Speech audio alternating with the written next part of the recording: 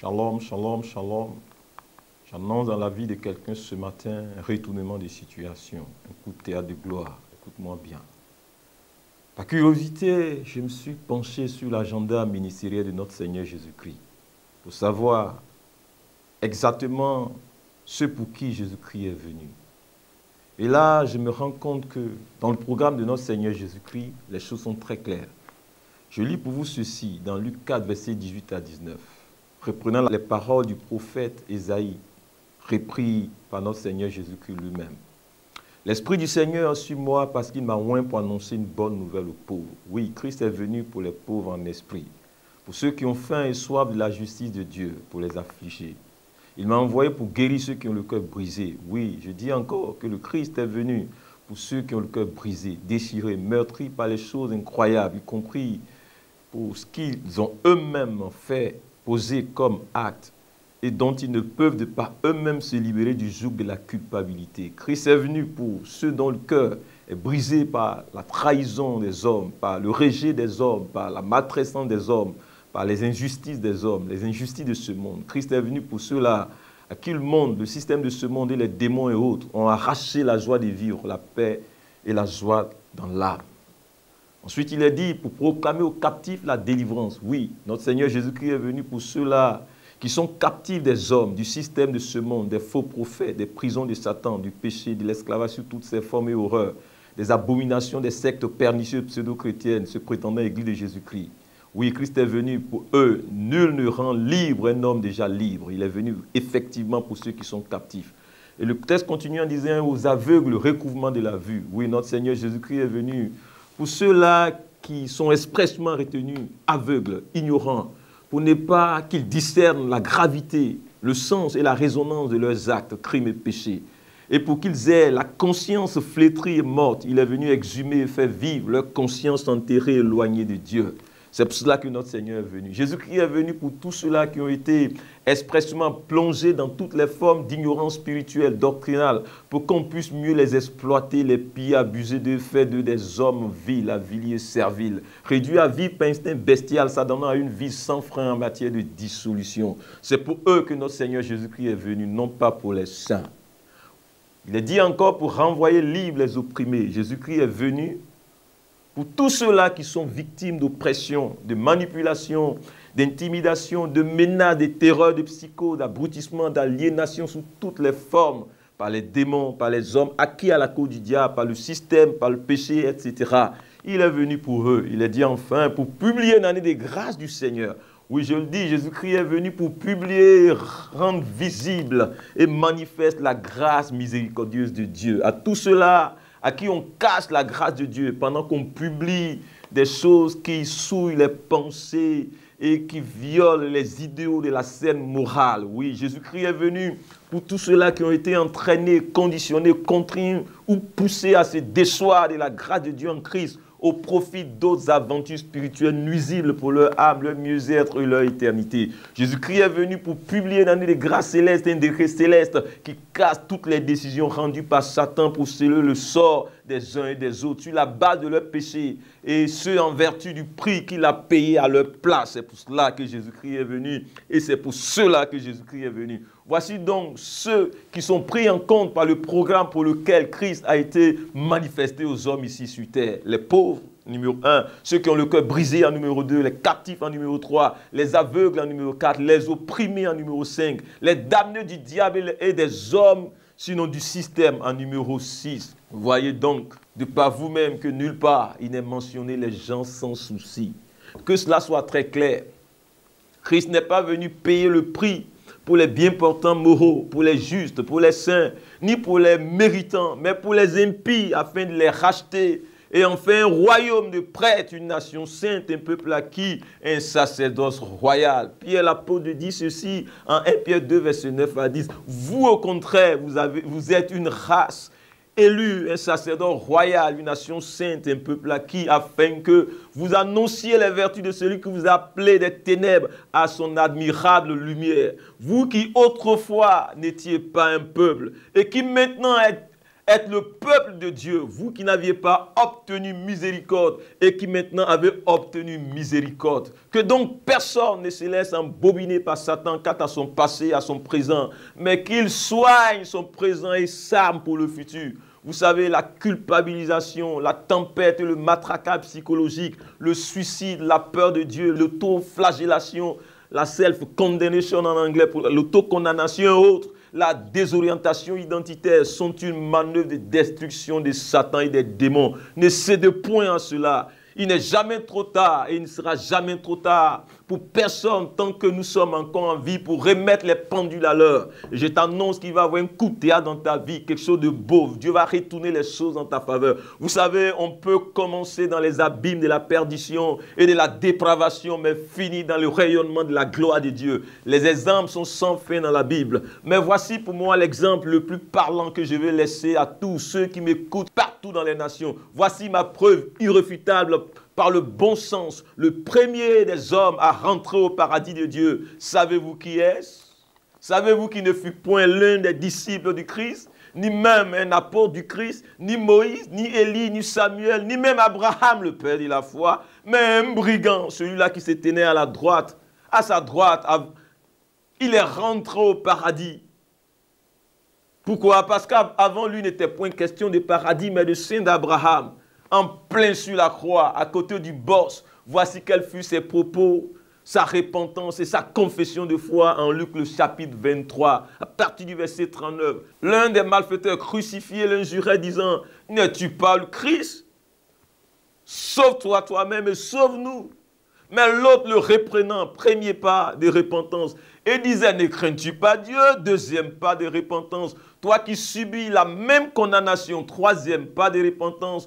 Pour nous, c'est justice, quatrième pas de repentance. Car nous recevons ce qu'ont mérité nos crimes, cinquième pas de repentance. Mais celui-là, il n'a rien fait de mal, sixième pas. Et il dit à Jésus, souviens-toi de moi quand tu viendras dans ton règne. Un brigand qui a conscience d'un règne éternel à venir. À quel moment a-t-il écouté le message de Jésus-Christ? Parlant du ciel et de l'éternité, phénoménal, phénoménal. La Bible a raison, elle dit ceci, que plusieurs des premiers seront les derniers, plusieurs des derniers seront les premiers, et que les prostituées dévanceront dans le royaume de Dieu. Écoutez bien les propos du boss à ce brigand à sa droite, crucifié, pendu sur le bois. Jésus lui répondit, je te le dis en vérité, aujourd'hui tu seras avec moi dans le paradis. Il y est rentré là. Il est rentré là, il est rentré, ça sera ton cas. Je ne t'annonce pas le paradis maintenant pour que tu meurs, mais je t'annonce un retournement de situation. Si tu places ta foi en Jésus-Christ, si tu places ta confiance en lui, il te prendra en charge et il te dégagera de tes chaînes, il te débarrassera de tes ennemis, il te donnera un avenir merveilleux, glorieux, il te donnera la paix dans le cœur. Autre préoccupation ce matin, qui sont les gens qui se sont attachés à David Amélé dans la vallée d'Adoulam? Qui sont-ils ces gens? Qui sont ceux-là qui se sont joints à Jephthé dans ce dangereux territoire de Tob pour lancer des raids avec lui? Laissez-moi vous répondre en 1 Samuel 22, verset 1 à 2. Il a dit ceci, David partit de là et se sauva dans la caverne d'Adoulam. Ses frères et toute la maison de son père l'a pris et il descendit vers lui. Vous me direz que c'est normal après tout. C'est ses frères, c'est la maison de son père. C'est normal, biologique, ils viennent à lui. Mais suivez la suite, il a dit ceci. Tous ceux qui se trouvaient dans la détresse, les gens qui étaient en détresse, c'est de vous que Dieu a besoin. Qui avaient des créanciers, ceux qui étaient endettés, c'est de vous que Dieu a besoin. Ou qui étaient mécontents, ils étaient mécontents du système de Saül en son temps, ils étaient mécontents de tout ce qui se faisait en son temps, et comme ils étaient mécontents, qui n'étaient pas des vendus, ils se sont écartés de cette société, se rassemblaient auprès de lui. Oui, Dieu appelle tous ceux-là qui ont soif de sa justice, ceux-là qui ont envie de voir le monde changer, ceux-là qui ne sont pas d'accord avec tout ce qui est en train de se passer dans le monde, quant à tout ce qui est dépravation, tout ce qui est désordre, tout ce qui est bordel, tout ce qui est bazar. Dieu vous appelle à former une ligue pour une révolution afin que son règne se manifeste ici-bas sur terre. Et il devient leur chef, ainsi se joignant à lui environ 400 hommes. Une autre réponse est dans Juste 11, le verset 3. Il s'agit là de Jephthé. Et Jephthé s'enfuit loin de ses frères. Et il habita dans le pays de Tob. Des gens de rien se rassemblaient auprès de Jephthé. Et il faisait avec lui des exécutions. Il a bien dit des gens de rien. Oui, des gens de rien. Allons lire notre Seigneur Jésus-Christ lui-même. Qui étaient les disciples de Christ? qui était le plus diplômé d'entre eux, Christ est venu présenter des hommes sujets de sa gloire. Il a présenté des hommes qui ont manifesté sa gloire. Mais qui étaient ces hommes? La Bible dit dans Actes 4, versets 13 à 14, « Lorsqu'il vit l'assurance de Pierre et de Jean, il fut étonné, sachant que c'étaient des hommes du peuple, sans instruction. » Oui, Jésus a coopté des gens du peuple sans instruction. Et il en a fait des héros. Et il est reconnu pour avoir été avec Jésus. Oui, la meilleure université dans le monde, c'est Jésus-Christ. Oui, la meilleure université qui transforme la vie, qui bouleverse la vie, qui change le cours de notre histoire, c'est Christ lui-même. Il a lui-même le bâtiment, il a lui-même la sagesse, il a lui-même tout.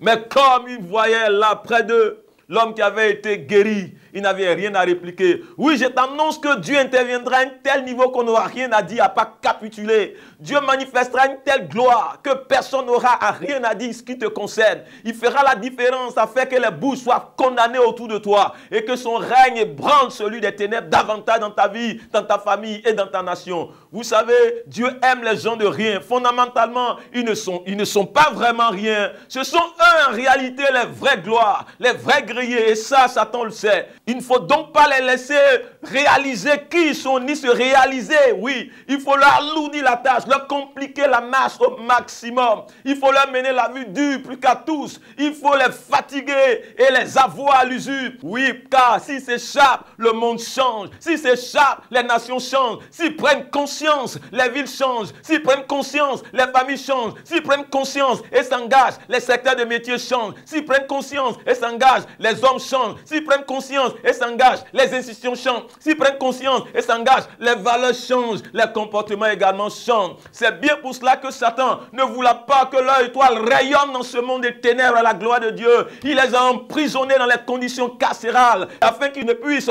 briller, afin de leur donner l'appellation mensongère, illusoire des gens de rien. En réalité, je vous annonce qu'ils ne sont pas des gens de rien. Et toi qui m'écoutes, tu n'es pas quelqu'un de rien. Il y a quelque chose de Dieu qui est sur ta vie. Et si ta vie c'est toujours compliqué, ta vie a été toujours compliquée, mélangée, ta vie a été toujours la bassesse, sache qu'en réalité, c'est des efforts que Satan déploie pour empêcher ce que Dieu a mis en toi de briller. Mais ce matin, je déclare sur ta vie qu'il va y avoir explosion de gloire dans ta vie. L'onction de Dieu ira te saisir et te positionner comme ça a été fait pour David. Écoute-moi bien. Plus ta gloire est grande dans le schéma de Dieu, plus Satan dans le monde te plonge dans une telle bassesse qu'on ne peut même pas imaginer que tu es en vie. On ne peut même pas s'apercevoir que Dieu a prévu quelque chose de beau pour toi. Mais je t'annonce un coup de théâtre ce matin, toi qui m'entends. Je t'annonce un coup de théâtre béni. Je t'annonce cela au nom de Jésus-Christ de Nazareth. Je veux dire à quelqu'un ce matin que le fossé de ta bassesse et de ta prison est proportionnel au niveau de gloire auquel Dieu t'appelle. Oui, cela marche en sens inverse. Dieu a un appel sur ta vie et c'est un appel à la gloire. N'oubliez pas, la Bible dit de nous que nous sommes comme un tison arraché du feu. À mort de dire de la part de l'Éternel, vous avez été comme un tison arraché de l'incendie. Amos 4:11. Peuple de Dieu, réalisez que c'est bien au moment où Satan s'apprêtait à nous brûler en ayant pris soin de nous enivrer, droguer de péché pour nous plonger dans le délit moral et psychologique qu'il y a eu coup de théâtre. Voilà. Quelqu'un s'est interposé, quelqu'un s'interposa, quelqu'un nous a arraché du feu du brasier de la condamnation éternelle et d'holocauste, de sacrifice et de sacrifier. Nous sommes passés au statut de sacrificateurs et de sacs. Oui, des gens de rien autour des grands hommes qui à un moment précis n'étaient pas eux-mêmes de grands hommes, qui n'étaient rien. Ça en dit long, ça en dit long. Laissez-moi vous faire cette confidence. Si vous partagez avec quelqu'un ou des gens, et même sur un moment donné de votre histoire, c'est que très certainement, vous partagez une vision commune quelque part. Vous partagez des valeurs communes quelque part. Vous avez quelque chose à faire ensemble. Vous partagez en commun une racine de visions communes, des destinées voisines. Quand votre cœur s'afflige pour un cas d'injustice, pour un dossier que vous n'acceptez pas, pour une situation que votre âme peine à accepter, c'est qu'il y a une racine de solution en vous. C'est qu'il y a une portion de la grâce en matière de solution en vous pour décanter la situation. C'est alors votre responsabilité d'agir et de rentrer en scène. Par contre, si vous abstenez de prendre vos responsabilités, sachez que c'est votre insensibilité et irrésolution qui seront votre véritable échec. Non pas la situation en elle-même, parce que Dieu a déjà placé en vous le dépôt de la solution. Je viens également attirer votre attention sur quelque chose d'autre encore plus et très important. Au juste, quel est le mobile de condamnation pour lequel Jésus-Christ a été arrêté et condamné? Sinon qu'il a dit de lui que c'était un brigand. Alors que Pilate lui-même rend témoignage en disant, je ne trouve aucune faute en lui. Maintenant, dites-le-moi. Dites-moi le mobile de condamnation pour lequel cet homme à droite de Jésus-Christ, le brigand, a été condamné et crucifié, de même que celui à sa gauche. Eux, ils étaient brigands. Ils étaient des brigands, mais notre Seigneur, non. Mais pourquoi se retrouvent-ils tous les trois à la même place, au même lieu, à un moment bien donné? Eux étaient des brigands, mais Jésus-Christ, non. Mais pourquoi donc le même sort, le même endroit, au même moment, par les mêmes acteurs? Les Romains, bien sûr, même si les quelques Juifs étaient cachés derrière la scène.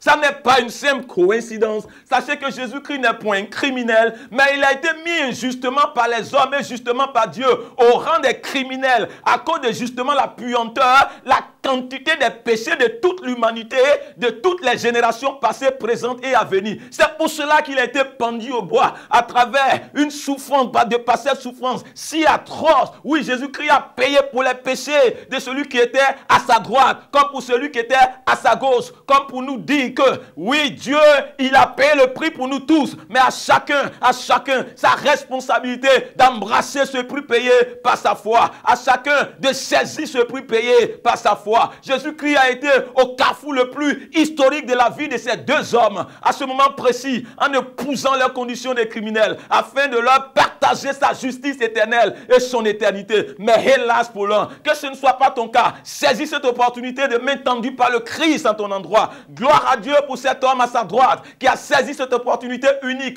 non reproductible à jamais. Dieu a orchestré les événements, les temps et les circonstances à la faveur de ces deux hommes. Sinon, quel est le mobile d'accusation pour lequel Joseph s'est retrouvé en prison, dans la prison de Pharaon? C'était le même mobile que pour les deux qui étaient dans la même cellule que lui, les chansons, le pantier, accusation et injustice. Oui, le canal de la délivrance de Joseph a été injustement accusé comme Joseph et s'est retrouvé au même endroit que lui. Pourquoi? Par le sceau de Dieu.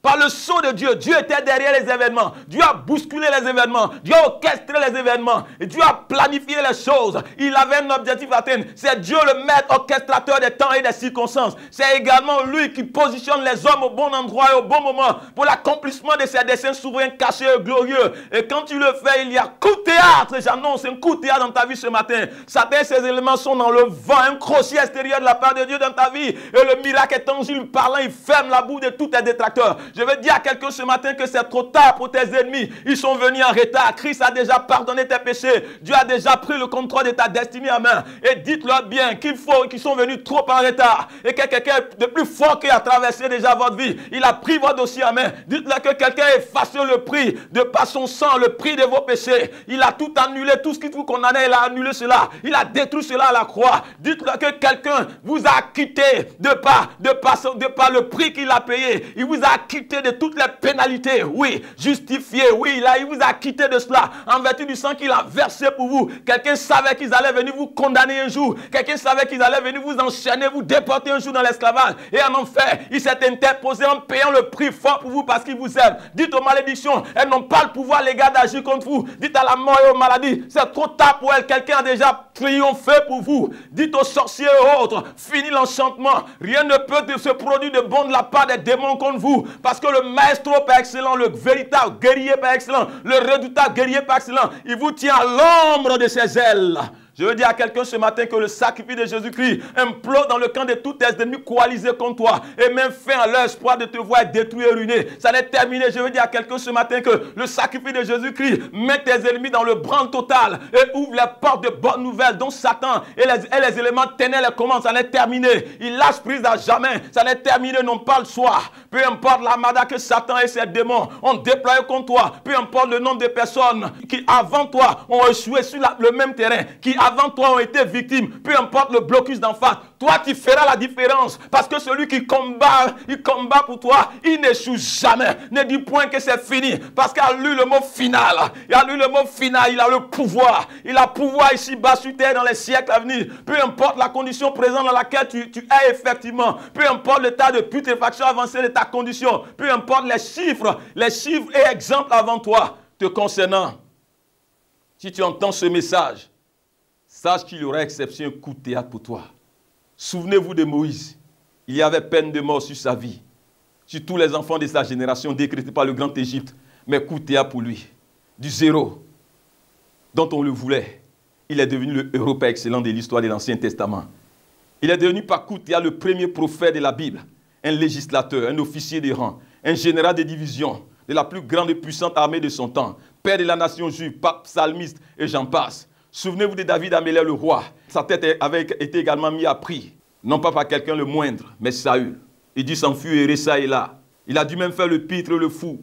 Mais quelques années plus tard, coup de théâtre, Saül meurt. Et écoutez ce qui est dit ici. Tout Israël s'assembla auprès de David à Hébron en disant: voici, nous sommes tes os et ta chair. Autrefois déjà, même lorsque Saül était roi, c'était toi qui conduisais, qui ramenais Israël. L'Éternel, ton Dieu, t'a dit: tu paîtras mon peuple Israël, et tu seras le chef de mon peuple. Ainsi, tous les anciens d'Israël vinrent auprès du roi à Hébron. Et David fit alliance avec Hébron devant l'Éternel. Il oignit David pour roi sur Israël, selon la parole de l'Éternel prononcée sur sa vie par Samuel. Chronique 11, verset 1 à 3. Je déclare que ce que Dieu a arrêté sur ta vie se réalisera. Ce que Dieu a libéré, programmé sur ta vie se manifestera. Que tes ennemis le veuillent ou pas. Souvenez-vous de notre Seigneur Jésus-Christ lui-même. Lui aussi, il y avait peine de mort sur sa vie dès l'enfance. Mais coup de théâtre, l'ange avertit ses parents qu'il exfiltra du côté de l'Égypte. Et quand il revient, il ne revient plus en animal de sacrifice à sacrifier par les hommes pour assouvir leur sale besogne et bassesse. Mais il revient en tant que l'agneau unique de Dieu qui enlève les péchés du monde. Mais mieux, il revient après son sacrifice expiatoire et propitiatoire à la croix. Il revient en tant que le grand prêtre de tous les temps. Le Kohen Gadol, Père excellent de tout l'univers. Le maestro. Je te laisse ces oracles. Tu rentres dans l'histoire avec le Christ. Shalom. I know who I am. I know who God says I am. What He says I am. Where He says I'm at. I know who I am. I'm walking